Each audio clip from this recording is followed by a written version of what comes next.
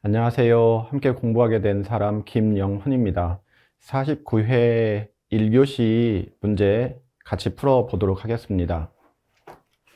1교시 문제 40문제 일단 기준으로 이야기하면 이 40문제 중에서 13문제가 대외무역법 문제입니다. 평균적으로 본다면 보통은 12문제 가량이 출제되고 있는 것으로 저는 파악하고 있는데요. 근본 49회의 경우 13문제가 대외무역법 문제로 출제가 되었더군요. 같이 살펴보도록 하겠습니다. 우선 용어들이 여러 개가 나오는데 수출입거래의 대상을 이야기할 때 세 가지로 이야기하는데 우선 크게 이야기하면은 유채물하고 무채물로 나누죠. 유채물, 무채물 이렇게 표현하게 되는데 유채물, 무채물 이렇게 이야기하는데요. 이 무채물을 다시 두 개로 쪼개게 되면 우리가 잘 아는 어플 같은 것들을 거래하는 전자적 형태의 무채물의 거래가 있고요. 머릿속에 들어있는 지식을 제공해주는 것, 경영 컨설팅, 세무, 회계 이런 것들을 망라해서 용역이라는 표현을 사용하고 있어요.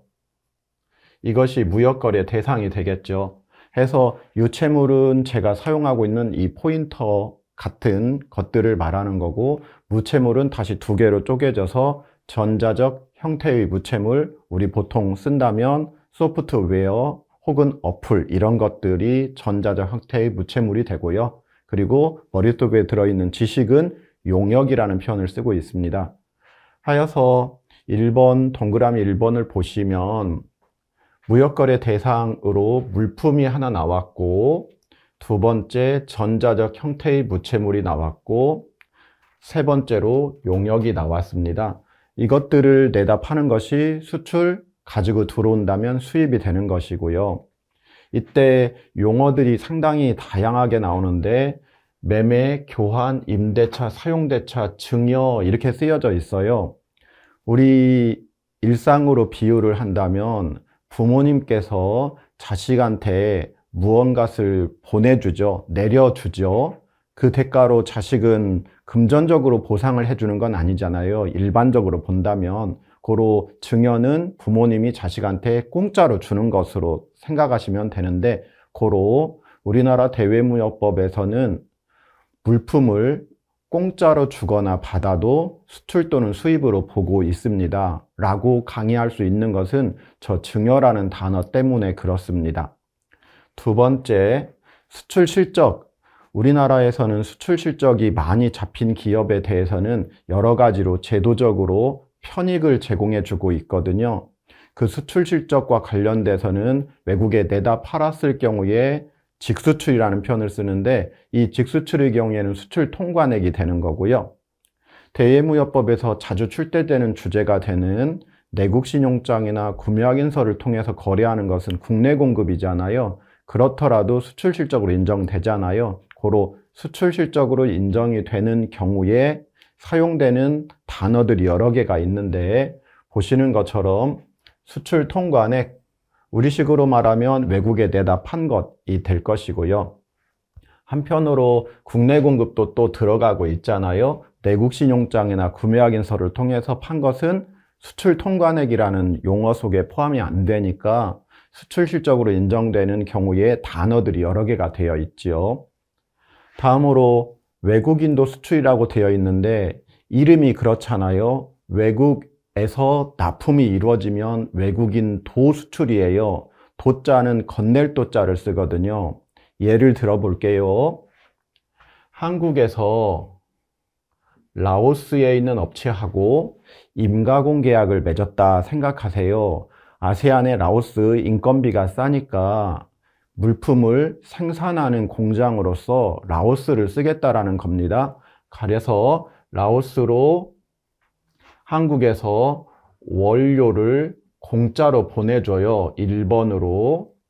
한편 라오스에서 이 물품에 대해서 가공 활동을 하는 거죠. 우리식으로 말하면은 제조를 하는 거죠. 그리고 나서 완성품을 한국으로 가지고 들어와서 파는 내수 판매할 수도 있고, 아니면 생산이 이루어져 있는 라오스에 있는 누군가가 사겠다고 할 수도 있잖아요. 그러면 저 만들어진 완성품을 한국으로 가지고 왔다가 라오스로 가져간다? 상상할 수 없는 일이죠. 따라서 라오스에서 생산된 것을 라오스 현지에다가 팔 수도 있는 것이고, 또는 경우에 따라서는 라오스가 아닌 제3국에 팔 수도 있는 거겠죠. 그 점까지 이제 다 고려가 되는 것이에요. 이처럼 국내에서 원료 등을 공급해주고 상대방 국가에서 만들어진 것을 한국으로 가지고 와서 팔 수도 있고, 제3국이나 제조가 이루어진 현지에서 팔 수도 있는데, 이런 거래를 우리는 가공을 부탁하는 형태라서 위탁 가공 무역이라고 하고 있거든요. 이 위탁 가공과 관련돼서 필요한 원료들이 있는데, 원료를 한국에 있는 우리가 사는데, 라오스에서 물품을 만드는데 필요한 원료를 샀는데 이 물품을 라오스에서 받겠다 그러면 받을 숫자를 쓰면 되잖아요. 그러면 외국 인수 수입이라고 표현하면 되겠죠. 그렇지 않고 라오스에서 만들어진 것을 제3국으로 공급하게 되면 외국에서 납품이 이루어진 것이니까 건넬 도자를 써서 외국인도 수출이라는 표현을 쓰면 되겠죠. 고로 동그라미 3번에 있는 것처럼 외국인도 수출이란 수출 대금을 해외에서 영수하고 국내에서 통관된 수출 물품 등을 본다. 국내에서 물품을 외국으로 보낸다. 이건 외국인도 수출의 정의에 부합되지 않는 것이지요. 물품 값은 한국에서 받지만 물품은 외국에서 납품이 이루어져야지만 외국인도 수출이 되는 것이지요. 네 번째로 연계무역은 영어로 링크 생각하시면 되겠어요. 수출 수입이 연결되어 있는 경우를 연계무역이라고 하죠. 두 번째 문제 풀어보겠습니다. 전자적 형태의 무채물이라고 되어 있는데, 앞서 말씀드렸던 것처럼 전자적 형태의 무채물 대표적인 거 소프트웨어, 영화, 원 이런 것들이 전자적 형태의 무채물이 되죠. 이런 것들을 외국에 내다 판 것도 우리나라 대외무역법상 수출로 인정이 되고 있습니다. 이와 관련돼서 정보가 어떤 것인지 동그라미 1번에 정리가 된 거고요. 동그라미 2번은 전달해주는 방법을 말하고 있는 것인데, 컴퓨터 등 정보 처리 능력을 가진 장치에 저장한 상태로 내보낸다. 방법은 두 가지가 있는데 온라인으로 주는 경우가 전송이에요. 즉 일본의 소프트웨어인데 기계, 산업용 로봇 팔을 제어할 수 있는 소프트웨어를 개발을 한 거예요. 그것을 온라인으로 다운로드 해주면 전자적 형태의 무채물의 수출로 분류가 돼요. 그렇지 않고 아주 극단적인 사례로 노트북에 그 소프트웨어를 저장을 해서 노트북 들고 출장 가요. 그리고는 노트북에 있었던 소프트웨어를 다운로드 해드리고 노트북은 다시 가지고 국내로 들어오신다면 이 경우에 전자적 형태의 무채물의 수출이 되는 것이에요. 한편 똑같은 소프트웨어인데 USB 메모리 스틱에 저장을 한다든지 아니면 USB 메모리 스틱 혹은 CD에다가 저장해서 주게 되면 중요한 것은 컨텐츠임에는 틀림이 없지만 카테고리를 잡을 때는 전자적 형태의 무채물의 수출로 분류되지 않고 매체, 저장 매체인 유채물의 수출로 분류가 된다는 점 기억해 주시면 좋겠어요. 다음으로 이 소프트웨어 수출과 관련돼서는 수출 실적 확인 같은 것들을 어디서 해주느냐? 무역협회하고 소프트웨어 산업협회에서 해주고 있어요. 다음으로 4번이 왜 틀렸느냐면 전자적 형태의 무채물의 경우에는 무역계약 시간에 배우시는 FOB라는 건 배에다 실어주는 거잖아요. 소프트웨어를 온라인으로 다운로드 해드리는데 FOB 수출이라는 게 어디 가당키나 하겠습니까? 해서 전자적 형태의 무채물의 수출과 관련돼서 수출 실적 인정 금액은 지금 메모된 것처럼 수출입사실의 확인 및 실적 증명기관에서 확인만 해주는 것이지 FOB 금액이다 이런 말은 전혀 있을 수 없어요. 지금 여기에 있는 인정금액은 수출 통관액 FOB 빼기 수입 통관액 이렇게 되어 있는 것은 완전히 이제 올바르지 않은 거죠. FOB CIF라는 건 있을 수가 없는 것입니다. 연결지어서 중개무역 같은 경우가 이야기 나오는 거죠. 중개무역. 이 중개무역 같은 거 할 때 이제 조금 더 신경 써야 되는 거예요. 화면 넘겨서 세 번째 문제 또 풀어보면서 이야기하겠습니다. 우리나라 대외무역법에서는 객체를 관리하기 위해서 벽보를 붙여놨는데 이 벽보를 가리켜서 공고 또는 고시라고 불러요.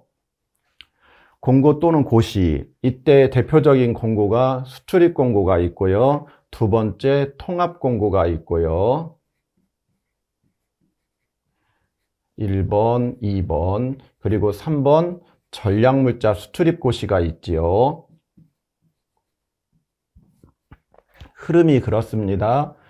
우리나라 대외무역법에서는 어떤 물건을 수출할 수 있느냐 혹은 수입할 수 있느냐를 규제를 하기 위해서 우리 국민들한테 알려주려고 벽보를 붙여놨다. 예를 들어서 타고 다니시는 승용차 있잖아요.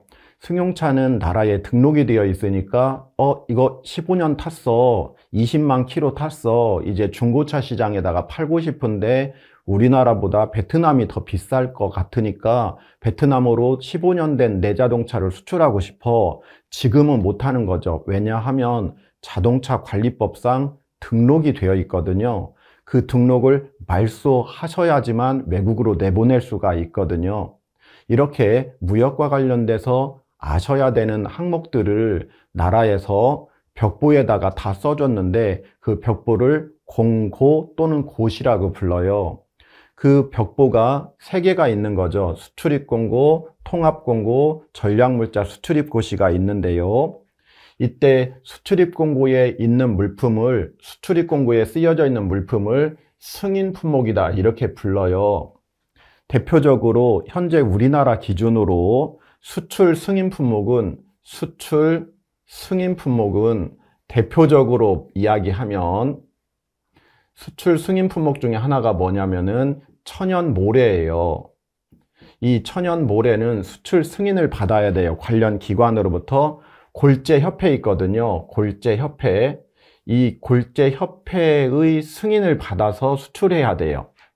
그런데 이 수출 승인을 천연모래 수출하면서 승인을 받아야 된다는 말은 우리나라에서 내보내니까 승인을 받으라고 말하는 건데, 문제에 있는 중개무역이나 외국인수 수입, 외국인도 수출은 우리나라 거 물건을 내보내는 게 아니에요. 고로 우리나라 법을 적용해서 규제를 할래야 할 수 없는 거래의 형태인 거죠. 그에 반해서 위탁가공무역은 어떻게 되는 거예요? 혹 필요한 원자재를 국내에서 가공을 하는 국가가, 가공하는 기업이 있는 국가로 내보내니까 우리나라에서 내보내는 원료들이 있을 수가 있으니까 수출 승인 필요할 수도 있는 거죠. 그렇게 접근하셔야 되죠. 즉 우리나라의 우리나라의 규제를 가할 수 있는 경우는 우리나라로부터 나가거나 우리나라로 들어오는 거래에 대해서만 우리나라 법을 적용해서 규제를 할 수가 있는데, 동그라미 1번부터 3번까지의 거래 형태는 우리나라로부터 나가거나 우리나라로 들어오는 거래가 아니니까 규제를 못하는 것이지요. 네 번째, 무역업 고유번호.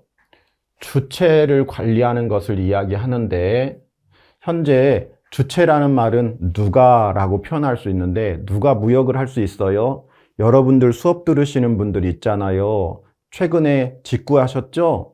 직구는 우리나라 대외무역법상 수입이거든요. 나 지금 국무사 공부하고 있었는데 내가 무역하는 사람이었네 라고 무릎을 치시면 되죠. 즉 현재 우리나라 대외무역법에 따르면 무역은 아무나 하도록 규제를 풀어놨어요. 아무나 하도록, 정말로. 그런데 아무나 하다 보니까 통계 자료가 입수가 안 되는 문제가 생겨서 무역하는 분들에게 하나씩 번호를 드릴 테니까 한국무역협회에 전화하시든 이메일로 신청하시든 꼭 좀 신청해 주세요 라고 요청했어요. 요청했으니까 의무는 아니라는 거예요. 그래서 직구하면서 무역업 고유번호 같은 건 안 받아도 되는데 어쨌든 나라에서 통계자료 확보 차원에서 무역업 고유번호라는 것을 운용하고 있는데요. 그래서 직구할 때는 무역업 고유번호가 있으셔도 되고 없어도 돼요. 여기까지 결론. 이 무역업 고유번호가 1번이었는데 여러분들이 저의 회사를 사셨어요. 그래서 무역업 고유번호라는 것을 새 걸로 주세요 하실 수도 있고요. 제 회사를 샀으니까 제 회사가 사용하던 번호를 그대로 쓰고 싶습니다 할 수도 있거든요. 그것을 가리켜서 승계라는 표현을 쓴 거죠.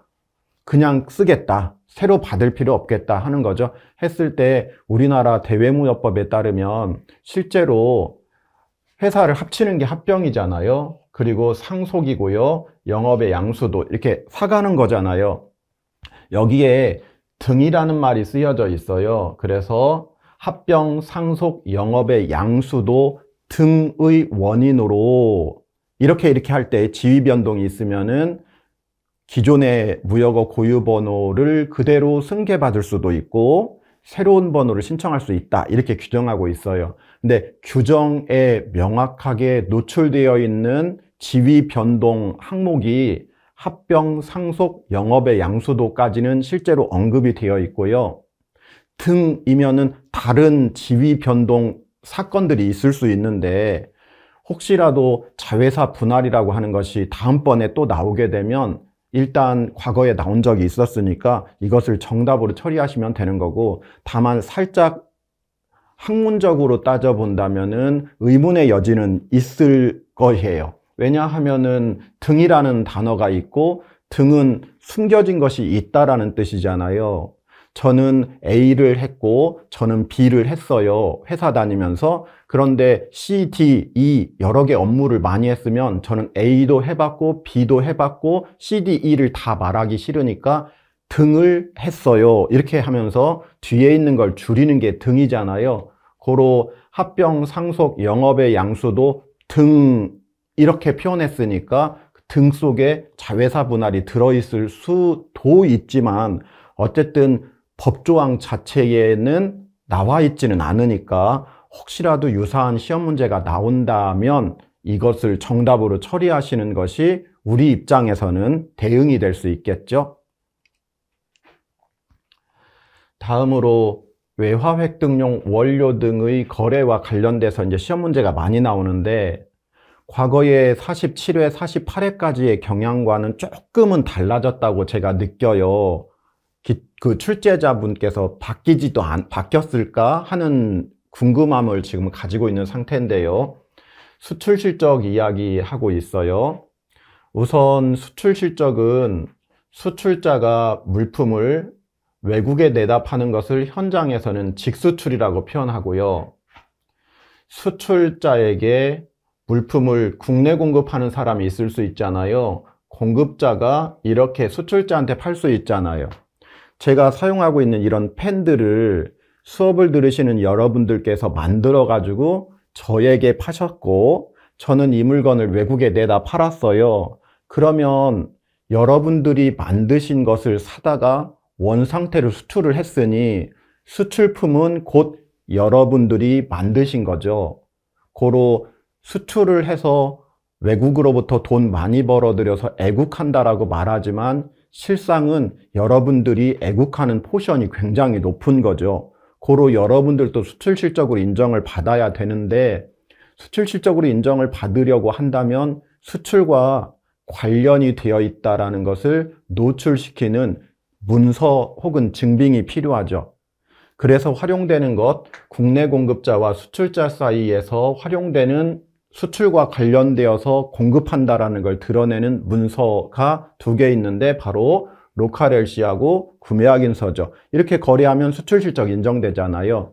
이렇게 공급자가 수출자한테 판 것은 간접이라는 표현을 써서 현업에서는 이제 간접 수출이라는 표현을 쓰고 있는 거죠. 그래서 수출자 기준으로는 직수출, 국내 공급자 기준으로 간접 수출이라고 말하는데 지금 문제는 그 얘기를 하고 있는 거죠.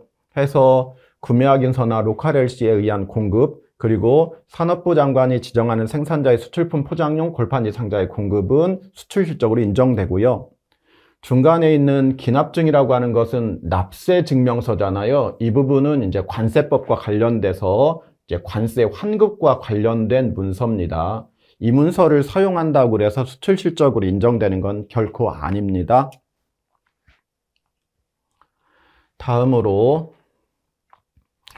외화획득용 원료를 목적 외의 용도로 사용한다. 그러니까 용도 외 사용 이렇게 말하는데 어떤 물건을 수입을 하는데 원래는 이 물건을 아무나 수입을 못하는 거야. 그런데 너는 특별히 허락해 줄게 해서 특정한 용도로만 사용하겠다라고 하는 전제를 깔고 수입을 허락해 주는 경우가 있거든요.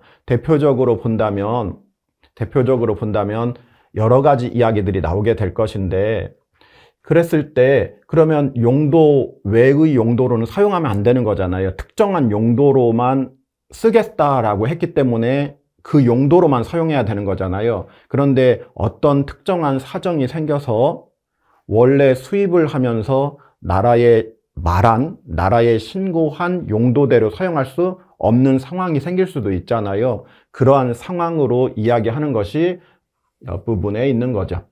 해서 이 부분은 어찌 본다면은 논리라기보다는 단순 조문 암기에 해당되는 문제라고 봐요.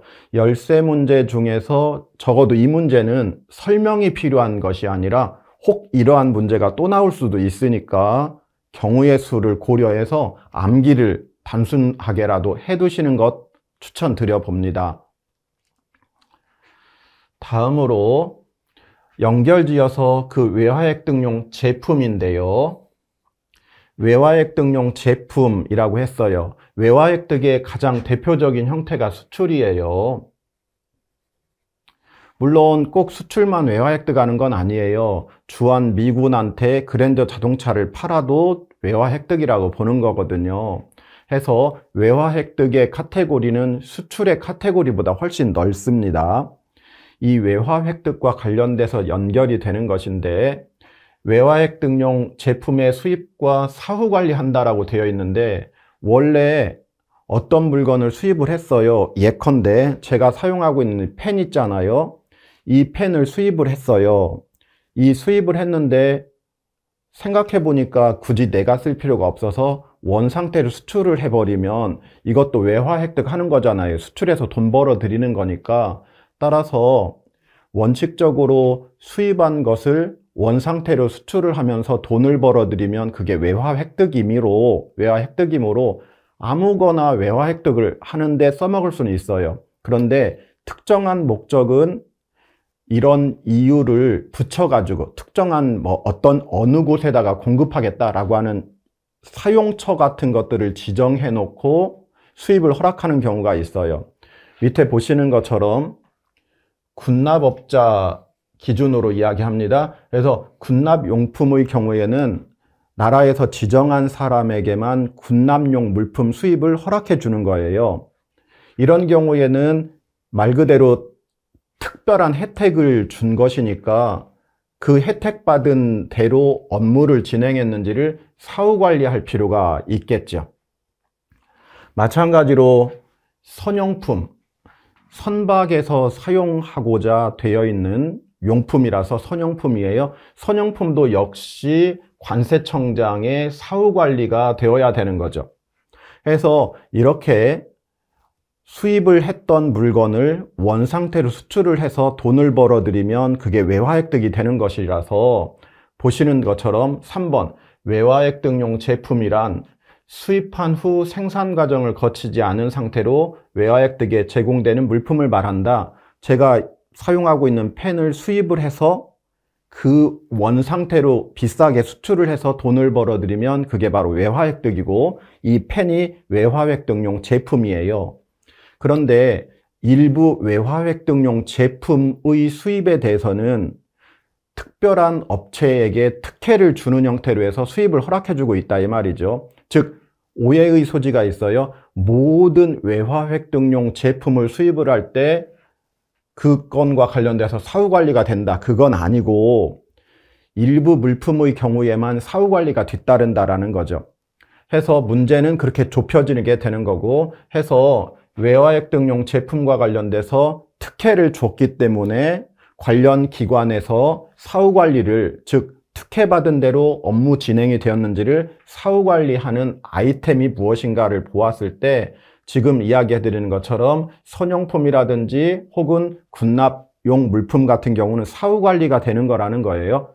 고로 1번 문장 그래서 틀리게 된 것이고, 해서 지금 현재 순서상으로 암기를 하신다면은 우선 동그라미 3번에 있는 것이 기억이 되는 것이고, 다음으로 동그라미 2번이 니은이 되는 것이고, 다음으로 동그라미 1번하고 동그라미 4번하고는 디귿으로 해가지고 순서대로 이렇게 암기해 놓으시거나 정리해 두시는 것을 추천드려 볼게요.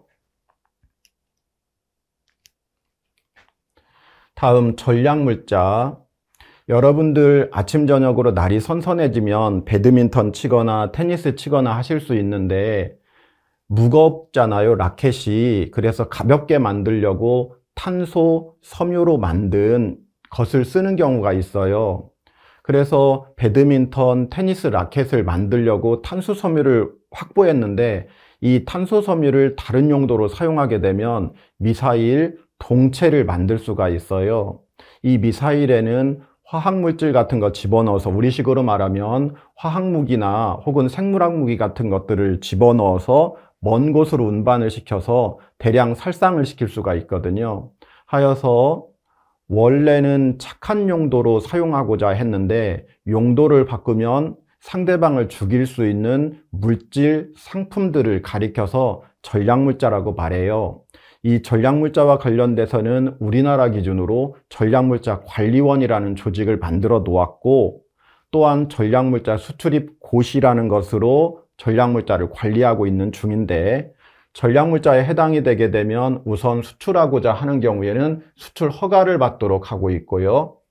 한편 이것은 전략물자는 아닌데 전략물자로 사용될 가능성이 있는데 의심스러운 상황이면은 그때는 의심스러운 상황이라는 것을 고려해서 상황 허가를 받도록 하고 있어요. 이름 자체가 그래요. 그래서 전략물자에 해당이 되는데 수출하겠다 그러면 전략물자니까 그냥 수출 허가 바로 떨어지는 거고, 이건 전략물자는 아니지만 전략물자를 만드는데 쓰여질 것 같은데 사가는 사람이 회사가 아니고 운송회사야. 그래서 운송회사한테 야, 너 지금 수입하는 사람이 네 이름으로 돼 있는데 넌 운송회사잖아. 너 이 물건 쓸 것도 아닌데 네 뒤에 수입하는 사람 누구야? 알려줘봐. 그랬는데 안 가르쳐 주는 거죠. 의심스러운 시츄에이션, 상황이라는 거예요. 그래서 상황허가라는 표현을 쓰고 있어요. 한편 이와 관련돼서 상황허가도 받아야 되는 것이고, 수입의 경우에는 수입 목적 확인이라는 말이 나왔잖아요. 그래서 이름 자체가 수입의 경우에는 수입 목적 확인서라는 걸 발급받도록 되어 있어요. 그래서 이름이 수입 목적 확인서. 그러니까 수출은 허가사항이지만 수입은 허가사항은 아니고 왜 수입하는지 수입 목적 확인서라고 하는 것을 발급받도록 되어 있어요. 이런 서류들은 1년 동안 유효하다 이렇게 되어 있어요. 그래서 전략물자와 관련돼서 기출문제들을 보다 보면은 전략물자 수출 허가는 1년 동안 유효하다. 이렇게 전략물자 수입 목적 확인서 같은 것들을 받아야 되는데 서류는 몇 년 동안 보관하느냐, 5년 동안 보관해야 된다. 뭐 이런 것들이 시험 문제에 출제가 되고 있으니까 여기에 추가해서 얼마 기간 동안 유효하고 보관하는지, 1년인지 5년 동안 보관하는지 이런 것도 따로 정리해 두시는 거 추천드릴게요. 다음으로 플랜트 수출이 46회 정도부터는 가끔씩 출제가 됐던 걸로 제가 기억을 하는데요. 우선 플랜트 수출은 내용적으로 아주 중요한 것은 아니고 간단하게 체크만 하면 플랜트 수출을 위해서 승인을 받았는데 변경이, 우리식으로 말하면 플랜트 수출 계약이 변경이 되게 되면 그때는 변경 승인을 받도록 되어 있어서 틀린 문장이 되겠어요. 다음 원산지. 원산지와 관련돼서는 이렇게 정리를 한번 해볼게요. 원산지는 원산지를 판정하는 제도가 있고요. 이 판정된 것을 현품에 표시하는 원산지 표시제도가 있고요. 표시된 것을 확인하는 원산지 확인제도가 있어요. 이 원산지를 확인하기 위해서 사용되는 문서가 원산지 확인서가 되는 거죠. 우리 무역실무할 때 문서 이름으로 CO라고 부르는 서류죠. 이 중에서 시험 문제가 지금 표시와 관련된 것인데, 포장하지 않은 집적회로, 우리가 보통 IC 칩이라고 말하잖아요. 생각해 보세요. IC 칩에다가 원산지를 현품에다 직접 표시하면 상품성에 문제가 있잖아요. 제가 지금 착용하고 있는 안경 R 현품에다가 원산지 표시한다고 생각해 보세요. 콘택트 렌즈에다가 원산지 표시한다고 해보세요. 사물이 제대로 보이겠어요? 따라서 원칙적으로 현품에다가 원산지를 표시해야 되는 것인데, 현품에 표시하면 상품성에 문제가 생길 수 있는 경우라고 한다면 원산지 표시하지 말아라가 아니라 최소 포장이나 용기에다가 원산지 표시를 허락하고 있어요. 그래서 원산지 표시가 면제된다라는 말은 틀린 것이죠. 넘겨보겠습니다. 자, 이제 원산지 확인인데, 원산지 확인을 위해서 활용되는 문서가 원산지 확인서라고 말씀드렸어요. 이미 CO라는 서류다. 해서 우선 올바른 것은 하단에 있는 것이고, 보시는 것처럼 과세 가격이 15만 원까지면 원산증명서를 제출하지 않아도 된다, 이렇게 규정되어 있고요. 한편 통합공고에 의해서 특정 지역으로부터 수입이 제한이 되는 물건의 경우에는 수입신고하기 전에 CO를 세관장에게 제출하도록 되어 있고요. 한편 운송상의 이유로 비원산국에서 환적이 이루어진 물품은 별도 조건 없이 이렇게 되어 있는데, 중요한 게 뭐냐면은 직접 운송이라는 거예요. 미국에서 만들어진 물건인데 이 물건이 중간에 중국을 거쳐서 한국으로 오게 되면 미국 물건이었는데 중국에 가가지고 중요한 부품만 바꿔치기해서 한국으로 올 수도 있잖아요. 그러면 이거 중국산 물건이지 미국산 물건이 아니라고 할 수도 있단 말이죠. 하여서 FTA 쪽으로 들어가게 되면 심도 깊게 다뤄져야 되는 주제 중 하나인데, FTA 특혜를 인정받거나 아니면 어떤 국가를 원산국으로 인정을 받으려면 그 국가에서 물건이 만들어져서 운송이 시작되고 나면 다른 나라를 건드리지 않아야 된다 하는 것이 직접 운송 원칙이에요. 영어로 Direct Shipment 혹은 Direct Vessel 이렇게 표현하게 되는데, 해서 다이렉트로 와야 되는데 다른 나라를 거치게 되면은 다른 나라에서 주요 부품을 바꿔치기 했다라는 오해가 생길 수가 있다고 보는 거죠. 그러면은 직접 운송된 게 아니니까 원래 출발한 국가를 원산지로 한 물건으로 인정을 안 해주는 것이죠. 고로 운송상의 이유로 중국에서 배를 바꿔치기 한다 하면은 어쨌든 다른 나라 스쳐갔으니까 문제가 생기는 건데, 다만 조건을 붙여놓은 거죠. 세관의 감시하에 있어서 주요 부품을 바꿔치기 할 수 있는 가능성이 박탈되어 있는 상태다, 이런 것이 증명이 됐을 경우에 원산지가 바뀌지 않은 것으로 인정이 되기 때문에 문제상으로는 별도 조건 없이 라는 말 때문에 문장이 틀린 것이 되겠죠. 그래서 세관의 감시하에 이런 표현으로 조건이 충족되었을 때 당초 수출국을 원산지로 한 물건으로 인정한다 해야지 맞죠. 자, 빠지지 않고 나오는 문제가 구매확인서 내국신용장입니다. 우선 다 좋은데 보시는 것처럼 부가세가 면세가 된다, 부가세가 0%가 적용돼요. 이것을 부가세 영세율이 적용된다 이렇게 표현합니다. 수출과 관련된 거래를 하게 되면 부가세를 0%를 적용해 주고 있어요. 면세라는 말과 0%는 완전히 다른 거예요. 해서 내국신용장 구매확인서를 통해서 국내 거래해도 부가세가 0% 적용되고, 수출을 하더라도 부가세는 0%가 적용됩니다. 한편 내국신용장은 어쨌든 신용장이나 은행의 지급 보증이 있고, 다음 구매확인서의 경우에는 온라인으로만 거래되는데 내국신용장 구매확인서 모두 다 온라인으로 거래되고 있어요. 한편 온라인으로 거래하는데 구매확인서는 은행 또는 전자무역 기반 사업자가 발행 주체로 되어 있어요. 이 전자무역 기반 사업자로 국내에 지정된 회사가 바로 한국무역정보통신 KT넷이죠. 그곳에서 운영하는 웹사이트 주소가 바로 문제에 나왔던 유트레이드 허브가 됩니다. 자, 대외무역법 열쇠 문제 중에서 마지막 문제입니다. 수입수량 제한 조치입니다. 특정 물건의 수입이 너무 많이 되어서 그 수입되고 있는 물건과 똑같은 물건 혹은 유사한 물건을 생산하는 국내 기업에게 큰 피해가 있으면 그 물건의 수입을 어느 정도까지는 억제해 줘야 되는 것이잖아요. 했을 때 이것저것 이야기 되는데 우선 순서대로 정리를 하게 되면 우선 무역위원회에서 조사를 하고 이거 수입 수량 제한 조치를 해야 됩니다 하면서 조치를 하도록 시행을 하도록 의견을 내겠죠. 권고를 내겠죠.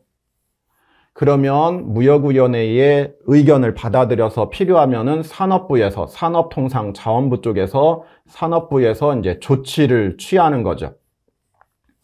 이때 산업부에서 조치를 취하는데 조치 시행일 이후 수입분부터 적용이 되는 거고요. 한편 이 조치는 4년을 넘어서면 안 되는 것이고 혹시라도 필요하게 되면은 한 번 더 연장해서 8년까지 되는 건데 8년을 넘어서는 안 된다 되는 거고 한편 수량을 제한한다고 그랬는데 어느 정도까지 제한해야 되는 것이냐 하는 것을 통계는 내야 되니까 지난 3년치의 수입 자료를 근거로 해서 한다 하는 내용을 기억해 두시면 나중에 문제를 풀 때 도움을 얻으실 수 있을 것 같습니다. 자, 이렇게 해서 열쇠 문제, 대외무역법 문제 살펴봤습니다.